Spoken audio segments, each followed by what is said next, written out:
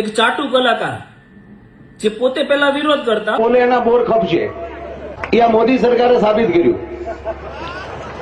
બોલવા સિવાય બીજો ધંધો નથી. પરંતુ હવે સરકારને ચાટવાનો ધંધો ચાલુ કર્યો છે. 50 રૂપિયામાં ડાયરા કરતા એમના બાપ દાદા પોતે કૂપનના ઘઉં ખાઈને મોટા થયા છે.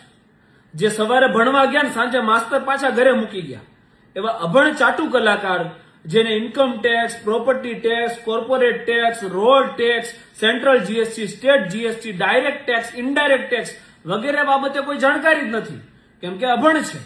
એ જાહેર મંચ ઉપર માયક હાથમાં આવે ને એટલે એવું કહે છે કે કૂપનના ઘઉં ખાઈ વિડિયા બનાવી અને વિરોધ કરે છે. તમે અમારો પગાર ખાવ છો, જાણે એના બાપુજીનો ટેક્સ ભરતા હોય. બધું એ રેશનિંગના ઘઉં ખાતા હોય બધા. આપણે એને જિંદગી ન ફેર્યો હોય સાહેબ. પાછા આ ચાટુ કલાકારને તમે આ ધર્મ ફંડ ફાળાના નામે જે આ ડાયરાઓ થાય ને એના પેમેન્ટ બાબતે ફોન કરો ને તો શું કે ખબર, એકચ્યુઅલી કે પેમેન્ટ છે ને રોકડું કરજો ને, નહીં તો આમાં શું છે ટેક્સની પછી મગજમારી રહી ને. એવા ટેક્સ ચોરો લોકોને એવી સલાહ આપે છે કે આ કૂપન